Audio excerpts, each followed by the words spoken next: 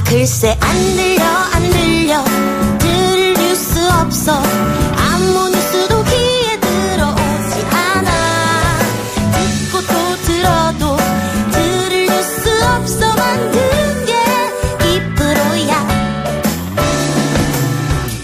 이동영의 뉴스 정면 승부.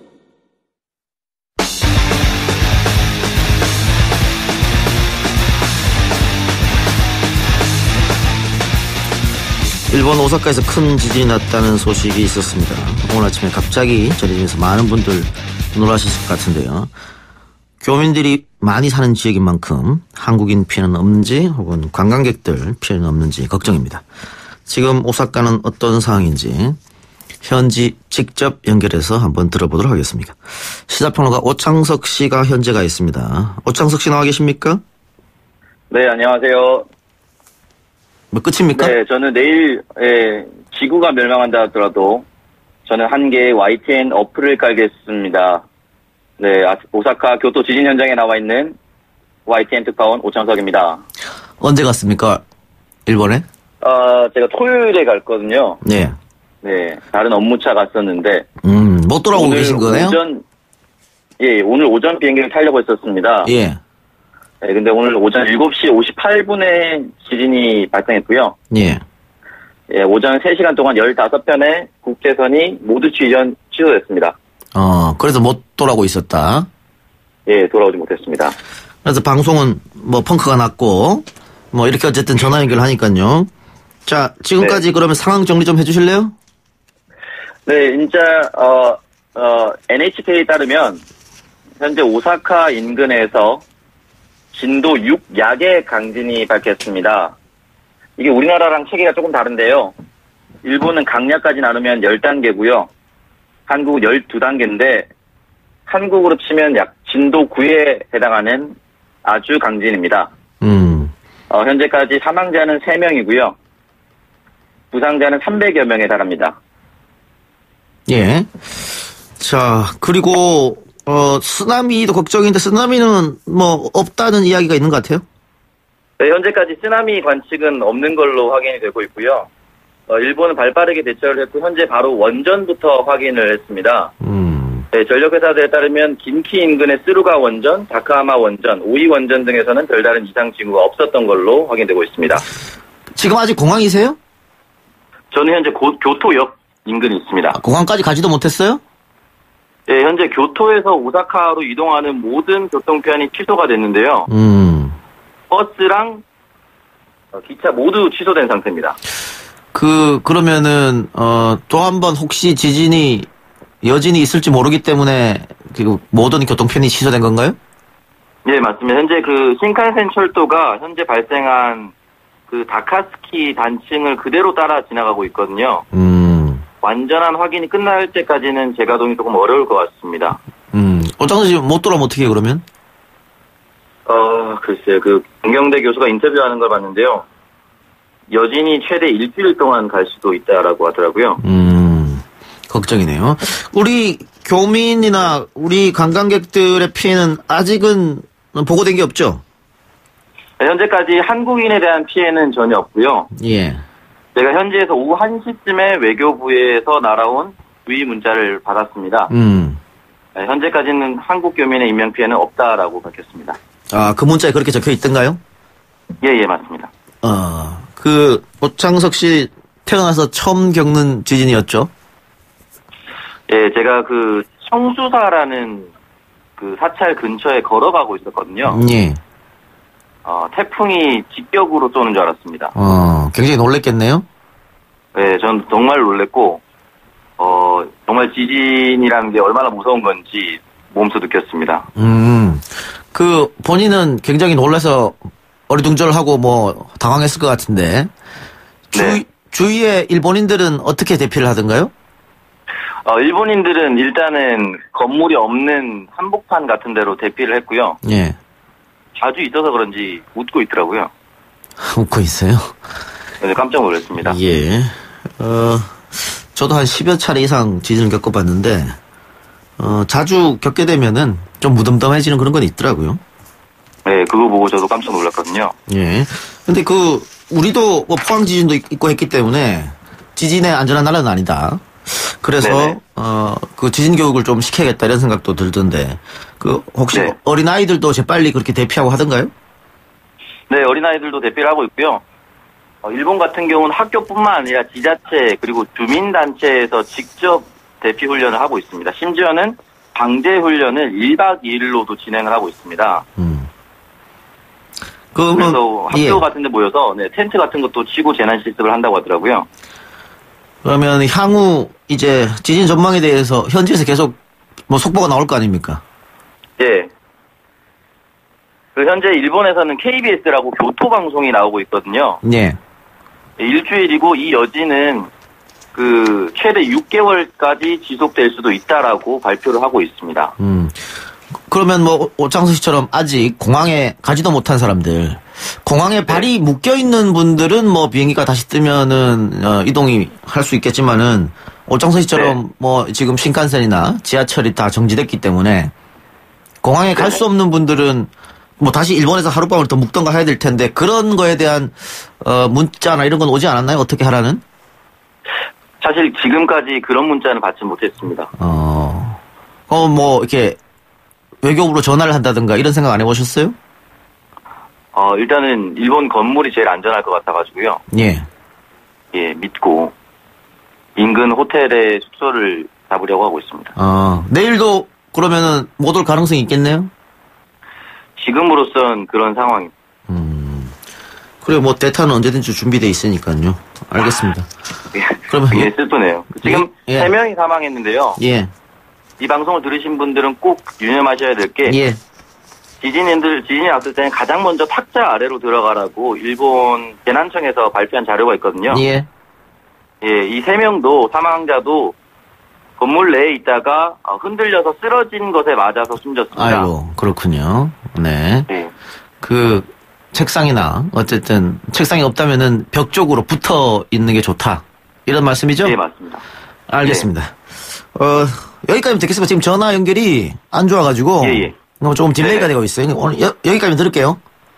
예, 알겠습니다. 안녕 조심하십시오. 예, 감사합니다. 네.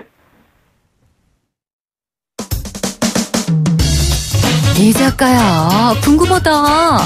이자카야, 문자 줄게. 질문다오. 여러분은 지금 웃으며 정보를 입수하고 편안하게 참여하는 이동형의 뉴스 정면 승부와 함께하고 있습니다. 생방송에 참여하고 싶은 분들은 샵 0945, 우물정 0945번으로 단문 50원, 장문 100원의 문자 메시지를 보내주시거나 예스 앱으로는 무료로 참여할 수 있습니다. 지금 바로 보내주세요.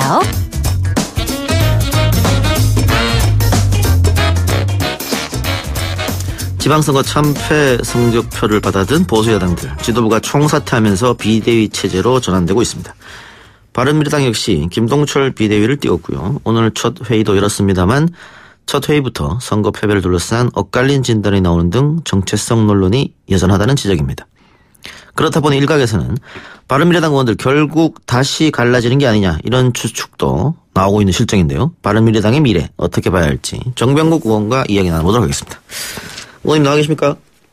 예, 안녕하세요. 정병국입니다. 네, 뭐 선거는 질 수도 있고 이길 수도 있는 것인데 그 참패 원인에 대한 정확한 분석이 있어야 뭐 다음에는 또 다른 일을 반복하지 않지 않겠습니까? 어떻게 참패 원인 어디에 있다고 보십니까?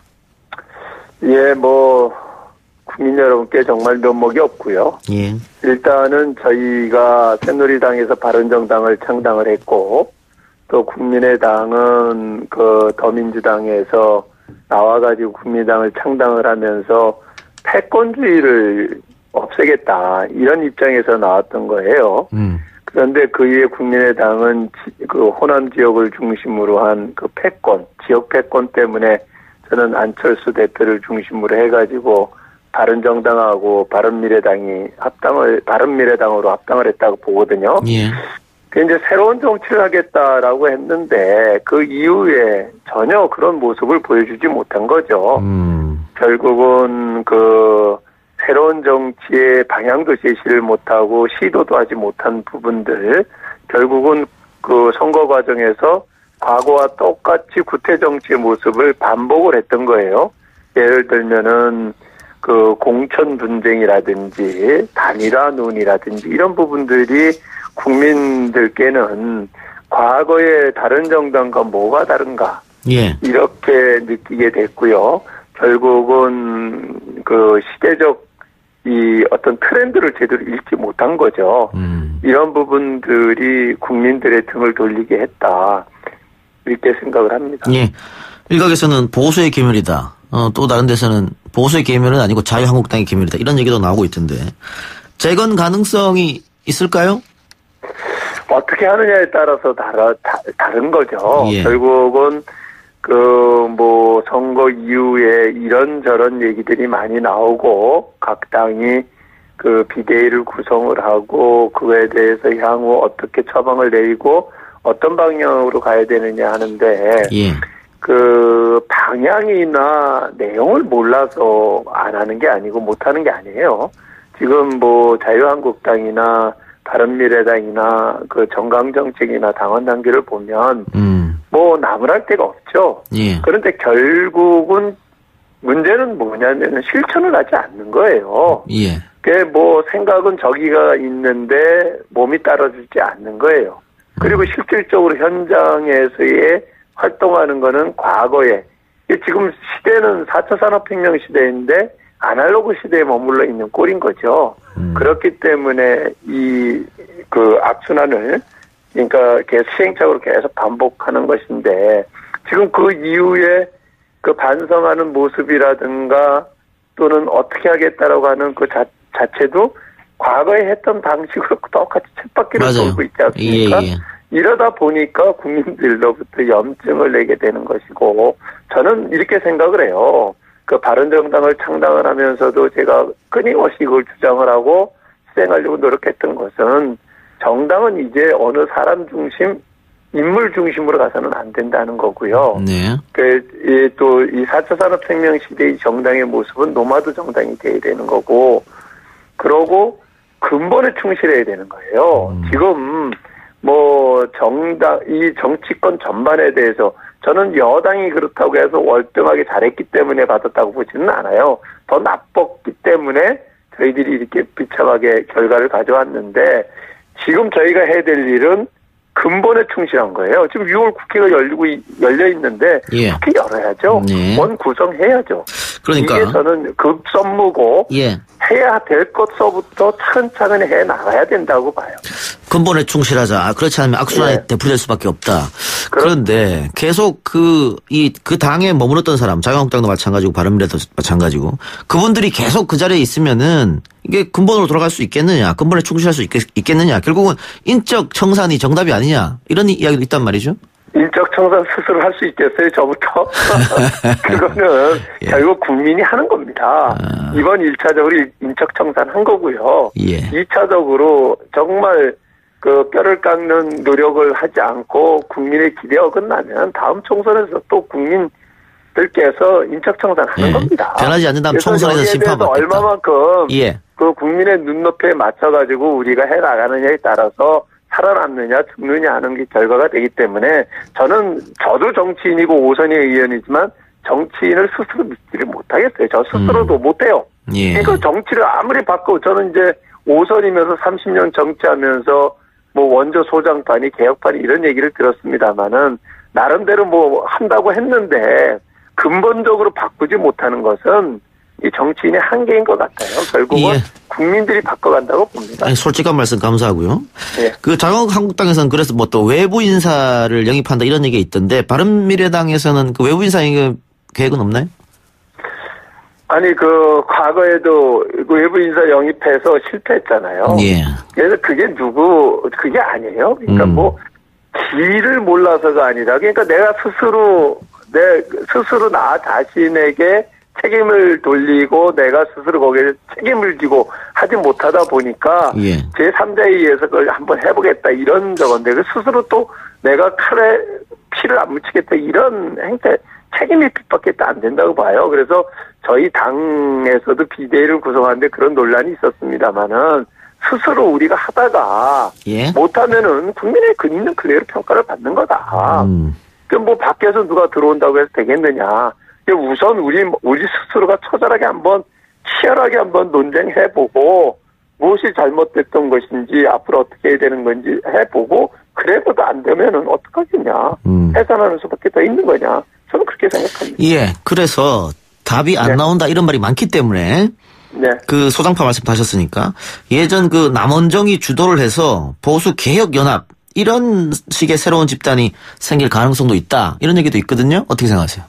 예, 저는 그동안에는 이제 원조 소장파 얘기 듣고 뭐 개혁의 아이콘이다, 남원정이다 이런 얘기를 들을 때는 굉장히 자부심을 느꼈는데 요즘에는 그게 굉장히 자괴감으로 돌아오고요. 예. 참 이제 부끄럽습니다. 저희들 나름대로는 그래도 정치개혁에 앞장을 섰고 어떤 일면에서는 성과도 냈다라고 하는데 결국은 우리가 몸담고 있던 보수 진영이 이 모양 이 꼴이 되지 않았습니까? 여기에 누가 우리도 공동의 책임자예요. 그런데 우리가 또다시 지금까지 하지 못한 거 지금 할 수 있다? 저는 그렇게 생각하지 않아요. 다만 저희들의 경험을 밑바탕으로 해서 정말 새로운 정당, 정치 세력화 하는 데 있어가지고 저희들이 어떤 울타리 역할을 할지 모르지만 우리가 주도를 해갖고 하는 것은 이제 한계가 있다 저는 이렇게 봅니다.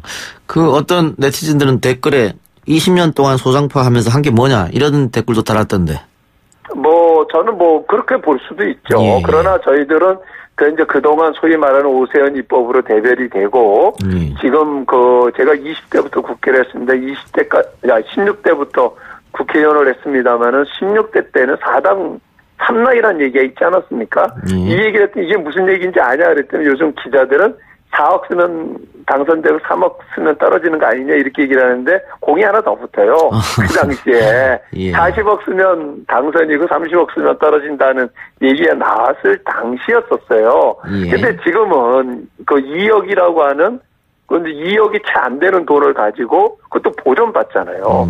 그래서 그러한 정치 개혁 입법을 만드는데 저희들이 주도를 했고 과거에 보면은 또 한나라당 시절에 차떼기 정당 소리를 듣고 또 노무현 대통령 탄핵했다가 실패를 하고 이제 그거에 대한 역풍을 받았던 적이 있지 않습니까? 예. 그래서 잃어버렸던 정권 10년을 저희들이 모든 기득권을 내려놓자 주장해가지고 천막당사를 쳤고 그렇게 해서 정권을 다시 찾아왔던 경험도 있습니다. 그러나 근본적인 변화는 못 시켰기 때문에 그런 비난을 받아도 싸다 이렇게 생각을 합니다.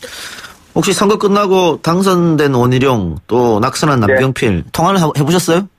예, 원희룡 지사하고는 통화를 했고요. 예. 남 지사는 아직 통화 연결이 잘 안 됐어요. 서로. 예.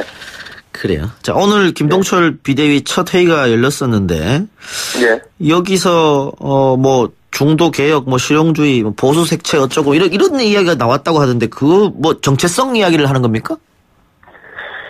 저는 예. 지금 이 정당의 어떤 정체성을 내가 보수다, 진보다 이렇게 해서 보수가 되는 것도 아니고 진보가 되는 것도 아니에요. 참 요즘에 보면은 진보도 아닌 사람들이 진보인 척하고 보수도 아닌 사람들이 보수인 척하고 결국은 자기 표의 유불리를 따져서 갖다 붙인단 말이에요. 네. 그거 자체도 저는 국민들한테 호응을 받을 수가 없어요. 정책 사안을 놓고 분명한 자기 입장을 전개를 하다 보면 국민들이 저 정당을 내가 지지할 수 있는 정당이고 그럼 자연스럽게 저게 보수적 성향을 띤 정당이로구나. 저 정당은 진보적 성향을 띤 정당이로구나. 이렇게 가는 것 아니겠어요? 전 세계적으로 보면 지금 패러다임이 바뀌고 있기 때문에 보수의 가치, 보수가 중점적으로 지향하는 가치나 진보가 중점적으로 지향하는 가치가 혼재돼서 지금 나타나고 있지 않습니까? 이런 시점에서 끊임없이 근본에는 전혀 접근하려고 생각하지 않고 자기 어떤 표의 유불리를 따져가지고 내가 보수니 진보니 그런 전략적으로만 나오면 저는 안 된다고 봐요. 그렇기 때문에 이번 선거에서도 우리 바른미래당이 국민들로부터 등을 돌리게 된 거고요. 그래서 저는 이번에 비대위가 해야 될 역할은 이 일단은 구성원들의 어떤 공감대를 만들어야 돼요. 함께 가야 될 길이 무엇인지 이런 부분에서 치열하게 논쟁을 하게끔 장을 만들어주고 그것이 어느 정도 방향이 잡혔을 때 그다음에 전당대회를 통해서 당 체제를 구축해야 된다 이렇게 봅니다. 예. 오늘 시간이 없어서 하나만 마지막으로 더 여쭙고 마치겠습니다. 예. 그 안철수 전 대표가 미국으로 갔는데 패배에 책임이 있는 한 사람인 안 대표가 미국으로 가는 것은 굉장히 무책임하지 않냐 이런 비난 여론이 있어요. 어떻게 생각하세요? 그렇게도 볼 수 있으나 정말 열심히 뛰었잖아요. 그리고 그 생각 이해의 결과를 받았는데 얼마나 충격이 컸겠어요. 오죽하겠어요. 본인은 저는 뭐 이해가 되고요. 그리고 쉽게 그렇게 한 인물을 단순한 이런 사안들 가지고 평가하고 할 부분은 아니고 저는 안철수 전 대표가 그 정치권에 들어와서 많은 시행착오를 거듭했는데 혹독한 대가를 치렀다고 생각을 해요.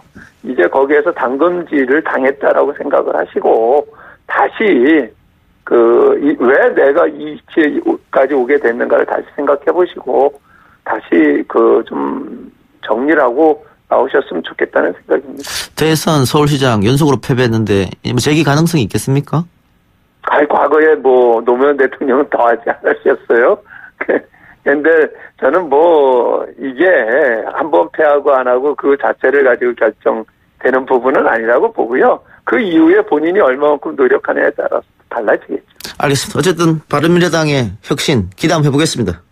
예, 고맙습니다. 예, 고맙습니다. 예. 지금까지 바른미래당 정병국 의원이었습니다.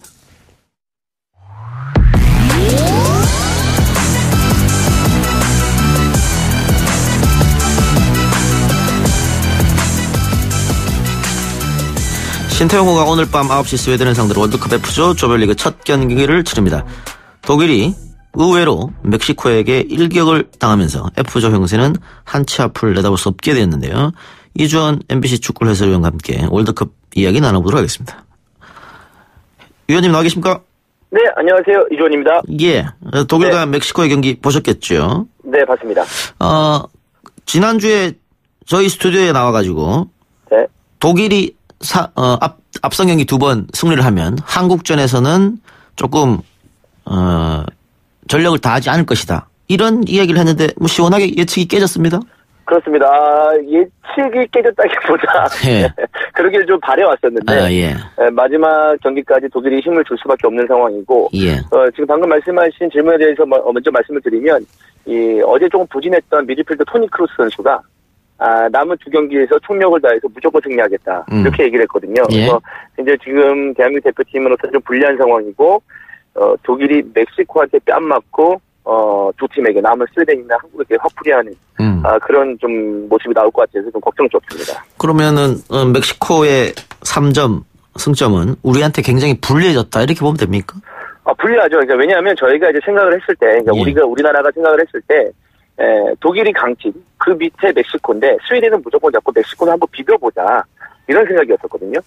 그렇기 때문에 좀 한 수 아래로 멕시코를 판단을 하고 있었는데 멕시코가 독일에게 승리하면서 갑자기 F조의 2강이 돼버린 겁니다. 1강 1진 1약이었는데 2강이 돼버린 형국이 됐기 때문에 우리나라는 이제 2차전 멕시코전도 굉장히 부담스럽고 멕시코가 또 스웨덴까지 잡아버리면은 그래도 우리가 끌어내려야 되는 상대 하나가 아예 조 1위로 올라가는 상황이 벌어질 수 있기 때문에 굉장히 좀 답답한 상황이라고 냉정하게 말씀드릴 수 있겠습니다.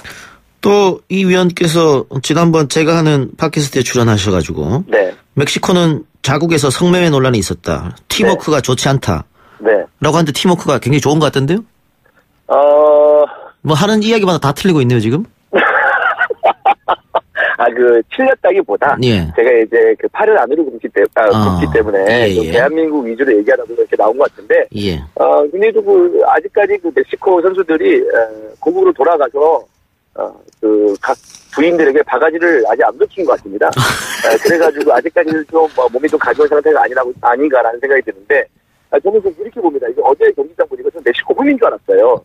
멕시코에서 굉장히 많은 관중들이 러시아에 왔더라고요. 응원단이. 독일 관중들이 기가 죽어서 응원을 못하는 상황도 보여졌거든요. 경기 내용도 안 좋았지만 예. 그런 것들도 굉장히 좀 큰 힘이 되지 않나. 저는 뭐 멕시코의 전력도 전력입니다만은 2차전에 제가 봤을 때는 지금보다 더 뜨거운 멕시코 분위기가 날 것 같습니다. 관중석에서. 이런 분위기가 좀 대한민국 대표 선수들에게도 부담이 되지 않을까라는 생각입니다.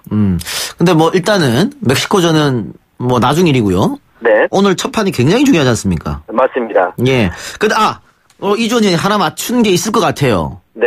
그 김신욱 선수가 조커가 아니고 선발로 출전할 가능성이 상당히 높다. 네네. 그게 지금 사실이 될 가능성이 굉장히 높단 말이죠? 그렇습니다. 제가 여기저기서 흘러나온 정보를 종합해온 결과, 예. 김준호 선수가 이제 선발로 나올 가능성이 높다고 좀 판단에 대해서 말씀을 드렸는데요. 네. 지금도 어떤 그런 포메이션의 기조는 변하지 않은 것 같습니다. 그래서 김준호 선수 선발, 그리고 손흥민 선수, 황희찬 선수가 동시에 출격하는 그림을 좀 그려볼 수 있겠고, 또 하나는 김준호 선수가 이제 원톱을 쓰면서 최전방에서 좀 힘으로 비벼보는 그런 모습도 나오지 않을까 싶습니다. 그러면은 누군가 우리 주력 선수 손흥민 선수가 뒤로 약간 내려오는 건가요? 그냥 손흥민과 김신욱이 같이 투톱으로서 호흡을 맞출 수가 있지만, 예. 그것보다는 손흥민이 이제 왼쪽 측면에 서면서 안쪽으로 들어오면서 슈팅을 하는데 굉장히 좀 발군의 실력을 가지고 있거든요. 예. 그리고 이제 김신욱이 크고 또 순발력이 좋은 황희찬이 김신욱 옆에 있으면 4-4-2 투톱의 전통적인 조합, 빅앤스몰 조합이 나오면서 뭔가 좀 공격적인 측면에서 다양한 걸 해볼 수 있기 때문에 우리가 득점을 일단 해야 되지 않겠습니까? 예. 스웨덴은 무조건 잡아야 됩니까? 그러니까 사용할 수 있는 공격수를 모두 다 투입하는 거죠. 김신욱, 황희찬, 손흥민 동시에 출격을 할 수도 있습니다. 네. 그러면 일단 상대팀인 스웨덴에서 우리가 주목해야 될 선수 하나만 꽂아주시죠. 그러니까 가장 좀 위험한 선수가 왼쪽 측면에 이제 프로스베리 선수인데요. 예. 이 선수가 기술이 좋은 선수입니다. 그리고 측면 윙포워드지만 득점력도 있고, 이 선수의 발끝에서 가운데 있는 공격수들이 마무리 짓는 모습들, 또는 이 선수가 직접 해결하는 모습들. 쉽게 설명해서 우리에게 손흥민이 있다면 스웨덴은 이 프로스베리 선수가 있다고 보시면 될 것 같습니다. 예. 지금 외국의 축구 도박사들이 스웨덴이 한국을 1대0으로 이길 것이다, 이런 예측을 많이 했다고 하는데 어떻게 생각하세요? 그럴 수 있다고 봅니다. 하지만 1대0이라는 스코어가 정말 언제든지 뒤집어질 수 있는 그런 스코어거든요. 예. 그리고 지금 이번 월드컵이 개막 이후에 물론 경기는 이기지 못했습니다만은 이집트, 호주 이런 팀들, 또 이란도 승리를 했고요. 이런 좀 끈끈한 축구를 하는 팀들이 굉장히 좋은 내용을 보여주고 있거든요. 예. 그렇기 때문에 우리 대한민국 대표팀도 이거 스웨덴 팀은 답 없습니다. 멕시코가 독일을 이겨버렸기 때문에 스웨덴 팀은 답이 없기 때문에 벼랑 끝 승부라고 보고, 여기서 혼신의 힘을 다해서 좀 대한민국 국민들에게 희망과 좀 기쁨을 줬으면 하는 개인적인 바람이 있습니다. 이번 대회도 세트피스 상황에서 득점이 많이 나던데, 네. 우리는 거기에 대한 준비를 좀 했습니까? 우리가 세트피스 상황을 단 한 번도 보지 못했습니다. 평가전에서. 왜냐하면 신태용 감독이 다 숨겼어요. 약속된 플레이를 하면서 뭔가 번뜩이는 그런 세트피스 장면이 나올 것 같거든요. 뭔가 좀 움직임을 통해서 상대 선수를 속이고 기만하면서 득점을 노리는 장면들이 나올 것 같은데, 그동안 숨겼습니다. 신태용 감독이 트릭까지 썼다, 이제 연막이다, 훈련 공개도 안 하고, 세트피스 상황도 평가전에서 프리킥 상황이나 코너킥 상황에서 다양한 장면을 안 보여줬는데, 다 이 스웨덴 때문에 준비를 한 거거든요. 그래서 준비한 약속된 플레이, 화려한 세트피스 상황이 좀 나왔으면 하는 마음이 있습니다. 최종 점수 몇 예측하세요? 2대0 가겠습니다. 한국이 2대0. 네. 알겠습니다. 틀리면 제가 다음 주에 또 한번 놀리겠습니다. 알겠습니다. 꼭 이길 겁니다. 예. 네. 말씀 고맙습니다. 고맙습니다. 예. 지금까지 MBC 이주원 축구 해설위원이었습니다. 네, 3부는 여기까지고요. 저는 4부에서 야심차게 준비한 새로운 코너를 가지고 돌아오겠습니다. 뉴스 신동, 이 작가와 함께하는 비포장 뉴스 해학, 뉴스 정면 승부.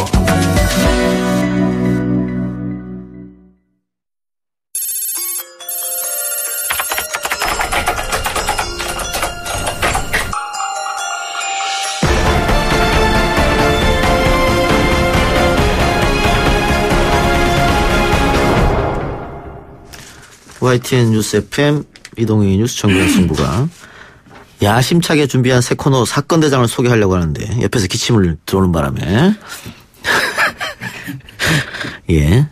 사건 대장입니다. 함께할 두 분 모시겠습니다. 서울 디지털대학 경찰학과장인 배상훈 교수 그리고 진실탐사그룹 셜록의 박상규 기자입니다. 어서 오세요. 안녕하세요. 네, 안녕하세요. 네.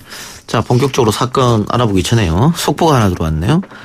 7월 4일 날 남북이 평양에서 통일 농구 경기를 개최하기로 합의했다고 합니다. 그리고 가을에는 서울에서 또 교환 경기, 또 8월 아시안 게임 공동 입장도 합의했다고 하네요. 깃발은 한반도기. 예, 좋은 소식만 들린 것 같아서 훈훈합니다. 이 훈훈한 바람이 계속해서 평화 바람으로 불어왔으면 하는 생각이고요. 자, 오늘 첫 시간 오재선 간첩 조작 사건에 대해서 이야기한다고 들었는데 양승태 전 대법원장 관련 사건이라고 해요? 양승태 전 대법관이 이 간첩 조작 사건과 어떻게 연관이 돼 있죠? 그 양승태 대법원장이 전에 그 제주지방법원에서 부장판사로 근무했을 때 일입니다. 그 제주도에는 그 과거에 제주도에는 좀 남자분들이라든가 뭐 여성분들 마찬가지지만 먹고 살기 힘든 조건이었죠. 사람이 없어가지고. 그래서 일본으로 밀항한 사람들이 굉장히 많았는데 예. 군사정권에서는 이분들을 이렇게 간첩으로 조작하기가 너무나 쉬웠습니다. 일본에는 뭐 많이 아시겠지만 조청년이 있고 또 민단이 있고 그러면서 남북 이렇게 좀 대치 국면이 있어가지고 제일교포 그러니까 일본으로 밀항했던 분들이 북한의 정보원한테 포섭이 돼서 간첩 활동을 했다. 그렇게 조작하기 굉장히 쉬운 사람들이 많았어요. 제주도에는. 근데 이제 그 뻔히 사건 기록을 보면 간첩이 아닌 걸 쉽게 알 수 있는데 양승태 대법원장이 재판을 진행하면서 전혀 쟁점에 대한 다툼 없이 너무나 쉽게 그 유죄 판결을 내린 사건입니다. 그 오재선 씨도 그러면 제주 출신이고. 예, 그렇습니다. 그렇게 소위 말해서 엮였던 분 중에 한 분이다. 이렇게 보면 될 텐데. 예. 박정희 정권 시대인가요? 아니, 전두환 정권 때. 예. 그래서 양승태 대법원장이 판사로 있으면서 누가 봐도 조작 사건에도 불구하고 유죄를 내린 사건이다. 예. 네. 일단 이 오재선 씨가 경찰로부터 상당한 고문을 받았다. 이런 얘기가 들리던데. 우리 배상훈 교수 경찰 출신이지 않습니까? 예. 네. 경찰들이 이렇게 데려가서 고문을 할 때 정말 이 사람은 간첩이다. 이런 생각을 하고 하는 겁니까? 아니면 간첩은 아니지만 내가 위에서 뭐 시키니까 자기가 뭔가 남겨야 되니까 그것 때문에 하는 겁니까? 전제가 잘못됐습니다. 기본적으로 이제 우리가 대공수사라든가 소위 이런 것에 엮이는 어떤 메커니즘을 보면은 기본적으로 정보 형사가 개입이 됩니다. 정보 형사가 일전에 소스를 가져오게 되고 그 소스를 위에서 주무릅니다. 그 소스를 주무르는 상태에서 얘는 좀 요리가 되겠다 싶어갖고 하면은 그것을 윗단위에서 올라가서 그림을 그리게 됩니다. 그러니까 먼저 그림을 그려놓죠. 그림을 그려놓은 다음에 그 다음에 이제 여기에 맞는 사람을 이제 적당하게 붙여넣는 겁니다. 경찰 조서와 검사 조서와 판결문의 토시 하나가 안 틀린 사건들이 많습니다. 요쯤에는. 왜냐하면 경찰 조서를 검사가 다시 옮길 때 무엇인가 조사를 다시 할 거라고 생각하시잖아요. 요때는 사실 전혀 그러지 않습니다. 오히려 거꾸로죠. 거기서 이제 진술을 뒤엎게 되면 더 맞죠. 그리고 판사들은 그거를 뒤엎을 것 같지 않습니까? 예. 절대 안 그렇습니다. 왜냐하면 당연히 국가공무원이 하시는 거기 때문에 당연히 옳은 말씀이신 형태로 돼갖고 당시 그러니까 흔히 말하는 군사정권 때에는 대부분 경찰 조서가 판결문 쪽으로 거의 동일합니다. 네. 예. 그러면 경찰 조서는 미리 다 그려놓고 와서 도장만 찍어라. 안 찍으면 고문. 뭐 이런 거잖아요. 예. 그럼 오재선 씨는 일단 경찰에 가서 어떤 이유로 너는 간첩이다. 이렇게 된 겁니까? 그 오재선 씨가 15살 때 처음으로 일본에 밀항을 합니다. 아버지를 찾아서 가서 그 후에 이제 일본에 살다가 또 쫓겨나고 미립국자니까요. 그 총 3차례에 걸쳐서 일본에 밀항을 하는데요. 그 과정에서 이제 조청년겨울하고 좀 가까이 지낼 수도 있겠죠. 그러다 보고 다시 이제 한국에 쫓겨났을 때 한국에서 생활하면서 그냥 그 제주도 경찰에서는 이제 공안 사건 조작을 해야 되니까 딱 눈에 띄는 거죠. 아, 저 사람이 일본에 무려 3번이나 갔다 왔고 딱 보니까 조청년하고 좀 친했다라는 어떤 이야기도 들리고 그랬을 때 이제 임의 동행 형식으로 그냥 체포영장도 없이 구속영장이라든가 체포영장도 없이 그냥 데려다가 45일 동안 굉장한 고문을 당했다 그러더라고요. 그러면서 이제 네가 일본에서 북한 정보원한테 교육을 받았고 한국에 와가지고 같이 활동한 거 아니냐라는 식으로 이제 아예 사건을 만들어버리는 거죠. 허위 자백을 받아내고. 그렇게 바로 통과된 사건입니다. 그냥 그 경찰의 뜻대로. 그런데 이 피해자죠. 오재선 씨가 재판장 앞에서, 그러니까 양승태 앞이죠. 네네. 내가 경찰 조사 과정에서 고문을 당해서 어쩔 수 없이 허위 자백을 했다. 이렇게 말했다고 하거든요. 그렇다면 재판장이 어떻게 고문을 당했다든가, 바지를 한번 걷어보라든가, 이런 게 있어야 되는 게 정상 아닙니까? 그게 정상이죠. 네. 근데 그때는 비정상의 시대였죠. 거의 대부분은 그런 걸 보지도 않고요. 예. 사실 지금 생각하시면 되게 황당하실 겁니다. 우리가 판사라고 하면 공명정대하고 정의를 수호하는 분이라고 생각하시지만 구사정권 때에 있었던 분들은 사실 제가 그런 사건 기록 같은 걸 봐도 참 한심합니다. 왜냐하면 거꾸로 지금 기록도 없습니다. 솔직히 말하면은 검찰 조서가 있느냐, 경찰 조서가 있느냐, 사실은 그것도 찾기가 너무 어렵습니다. 오히려 판결문 정도 가지고 좀 재심해야 되는 그런 어떤 안타까움들이 있는 거죠. 그러니까 지금 도대체 그게 무슨 일이 벌어졌는지를 도대체 모르는 겁니다. 근데 되게 황당하게는요, 경찰 정보 경찰들은 가지고 있다는 겁니다. 자료를? 예. 저도 얼핏 봤는데 지금은 없었을 것 같은데요. 그러니까 좀 황당하죠. 그런데 어쨌든 이 피고인 같은 경우에는 내가 경찰, 검찰 단계에서는 또 다른 고문이 무서워서 진실을 말하지 못했다가 그래도 법원에 있는 판사는 내 말을 들어줄 것이다. 그 기대감으로 솔직하게 말하는 거지 않습니까?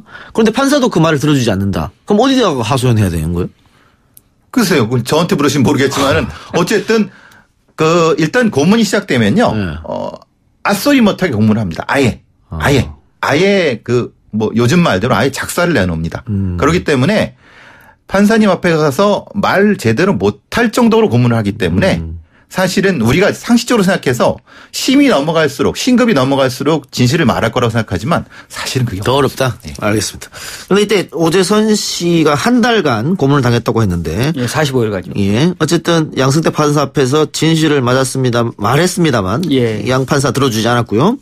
근데 그러면서 양승태 재판장이 86년 12월 4일 날 오재선 씨에게 간첩 혐의로 징역 7년을 선고, 또 역시 같이 일본을 밀항한 적이 있는 강희철 씨에게도 간첩 혐의를 적용해서 무기징역을 선고. 예. 근데 강희철 씨는 재심을 신청해서 무죄를 받았다면서요? 예. 그 강희철 씨 사례도 이분도 어렸을 적에 그 부모님이 모두 일본에 계셔서 부모님을 찾아서 일본으로 밀항을 했었습니다. 근데 이분도 역시 또 한국에 돌아왔을 때 그 정보 경찰에 의해서 간첩으로 조작이 되죠. 근데 이분 같은 경우에는 무려 105일 동안 경찰에서 고문을 당했습니다. 제주도 경찰한테. 근데 재미있는 하나 놀라운 일은 오재선 씨를 고문했던 경찰이 강희철 씨도 고문했습니다. 거의 비슷한 시기에 따로따로. 예. 그래서 이분 같은 경우는 너무나 심하게 105일 동안 고문을 당해가지고 양승태 재판장 앞에서조차 내가 고문을 당했다라는 사실을 말을 못합니다. 근데 그에 반해서 오재선 씨는 용기를 내서 말을 합니다. 나는 고문을 당했고 너무나 심하게 맞아서 그 수사 과정에서 허위 자백을 했다. 그렇게 말했지만 양승태 대법원장은 전혀 눈 하나 깜짝하지 않고 관련 사실에 대한 질문도 하지 않았다고 하더라고요. 뿐만 아니라 오재선 씨 같은 경우에는 동생분 그리고 삼촌분도 같이 끌려가서 고문을 당했거든요. 그분들도 다 같이 법정에 그 증인을 출석해서 자신적 억울함을 말했는데 역시 양승태 대법원장은 전혀 눈 하나 깜짝하지 않고 유죄를 선고했던 일입니다. 네, 좀 이해가 안 되는 게요. 강희철 씨가 재심에서 무죄를 받은 게 2008년입니다. 네네. 그렇다면은 과거 재판이 잘못됐다는 거잖아요. 그렇죠. 그걸 법원이 인정한 거지 않습니까? 그렇죠. 그때 재판이 잘못됐기 때문에 재심에서 무죄. 네. 그런데 양승태 대법원장이 된 게 2011년도. 예, 그렇습니다. 이 재심 판결을 하고 했단 말이죠. 예.